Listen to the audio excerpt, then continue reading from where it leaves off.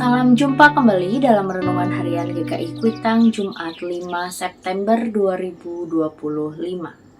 Pembacaan Alkitab kita pada hari ini dari 1 Petrus 3 ayatnya yang ke-10. Yang demikian sabda firman-Nya.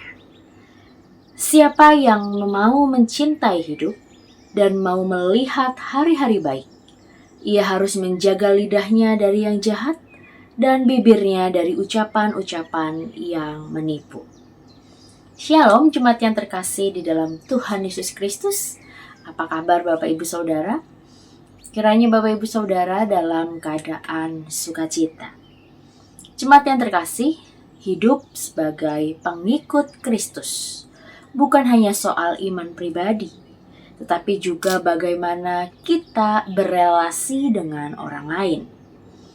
Iman hendaknya mewujud dalam tindakan konkret keseharian bersama keluarga, bersama orang-orang terdekat, juga di tengah masyarakat pada umumnya.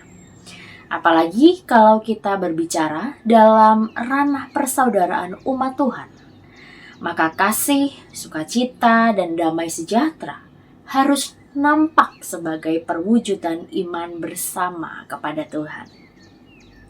Salah satu yang perlu kita perhatikan adalah bagaimana kita menggunakan mulut kita dalam berkata-kata, sebagai kutuk atau sebagai berkat bagi orang lain.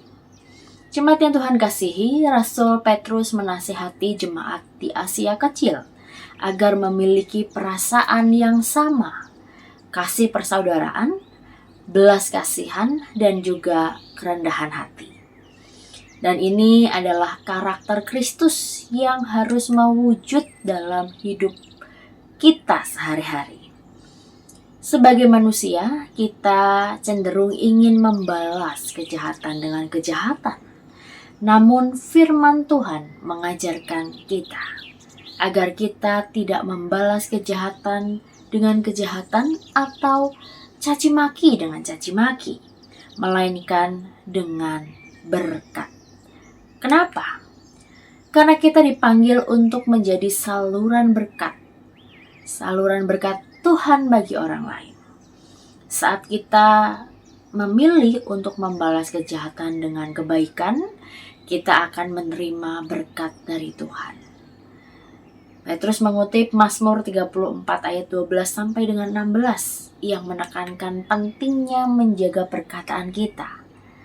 Lidah bisa menjadi sumber berkat atau kutuk, tergantung bagaimana kita menggunakannya. Karena itu kita dipanggil untuk menjauhkan lidah dari perkataan yang jahat dan yang menipu. Hendaknya kita menjauhi kejahatan dan melakukan yang baik, mencari perdamaian dan berusaha untuk terus menghadirkan itu. Janji Tuhan bagi mereka yang hidup benar sangat jelas. Mata Tuhan tertuju kepada orang-orang benar dan telinganya mendengar doa mereka. Tuhan tidak akan meninggalkan orang yang memilih hidup dalam kebenaran. Namun sebaliknya, wajah Tuhan menentang orang-orang yang berbuat jahat. Ini menjadi peringatan bagi kita agar selalu hidup dalam jalannya Tuhan. Sebagai pengikut Kristus, setiap kita dipanggil untuk hidup dalam kasih, menjaga perkataan melalui bibir dan juga lidah kita, menjauhi kejahatan dan membalas kejahatan dengan kebaikan. Tuhan memperhatikan orang yang hidup dalam kebenaran dan siap memberikan berkat-Nya bagi mereka yang setia pada jalan-jalan Tuhan.